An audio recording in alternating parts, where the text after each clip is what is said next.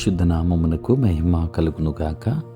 క్రీస్తునందు ప్రియ దేవుని బిడ్డలారా, ప్రభు అయిన యేసు క్రీస్తు పరిశుద్ధ నామములో మీ అందరికీ ఉదయకాల శుభములు తెలియచేయచ్చు ఉన్నాను.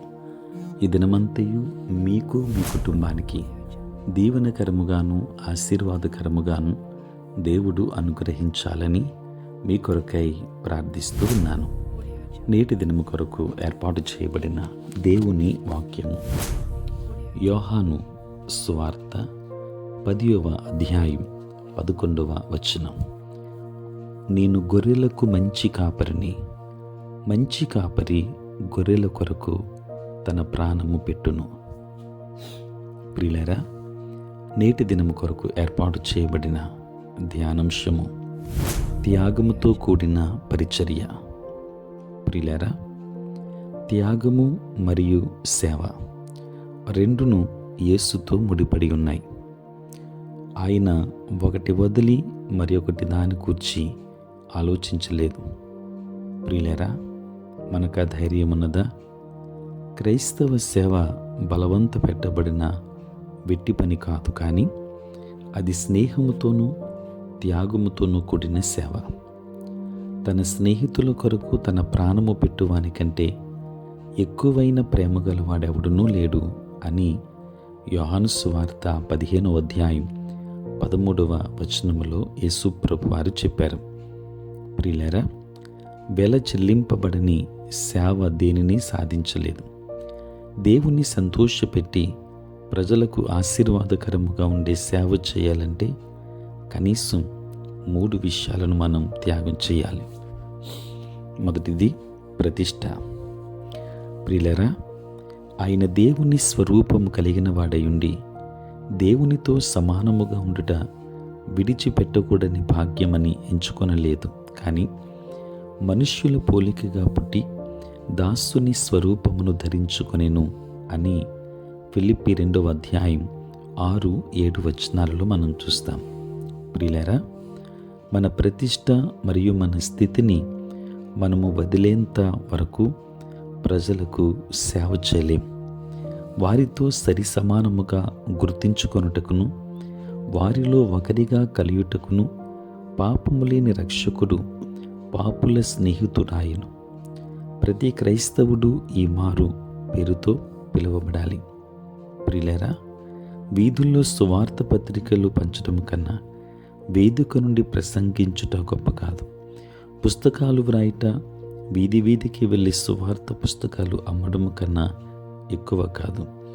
కొండ జాతి మనుష్యుల మధ్య సేవ చేస్తున్న సేవకుడి కన్నా ఒక మిషన్లోని ఉన్నతాధికారి ఉన్నతుడు కాదు. క్రైస్తవ సేవ ఏ విధమైనదైనను అది అత్యధికమైన ఘనతకు యోగ్యమైనది. ప్రియులారా, మనము పాపము చేయడానికి మాత్రమే సిగ్గుపడాలి. రెండవది సుఖము. ప్రియులారా, ఆ దినం యేసు ఎంతో అలసిపోయి ఆకలి ఉన్నాడు, కానీ ఆయన ఆత్మలను సంపాదిస్తూనే ఉన్నాడు. ఆయనకు ఆహారం కంటే ఆత్మల ఆకలి అధికంగా ఉంది. అందుకే ఆయన తన శిష్యులతో ఈ విధంగా అన్నాడు: భుజించుటకు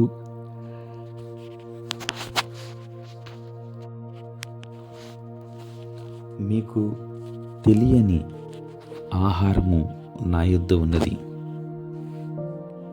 నన్ను పంపిన వాని చిత్తము నెరవేర్చుటయు ఆయన పని తుదముట్టించుటయు నాకు ఆహారమై ఉన్నది అని దేవుని వాక్యం సెలవిస్తుంది.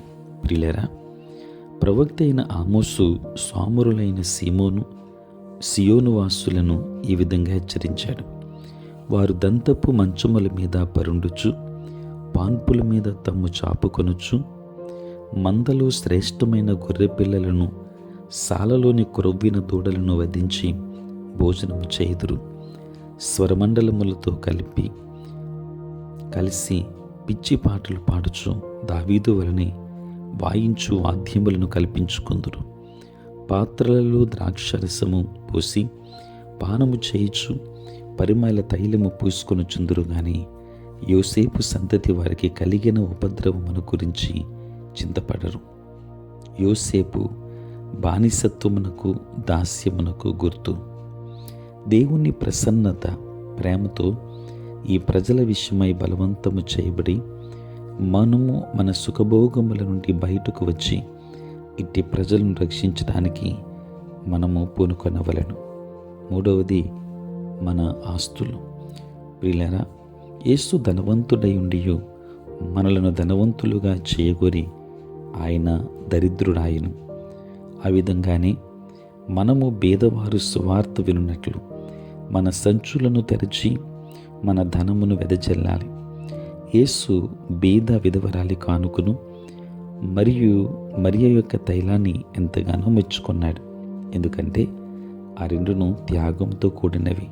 ప్రియులారా, ఇచ్చినప్పుడు అది మనకు బాధ కలిగించేంత వరకు మనం ఇవ్వాలి.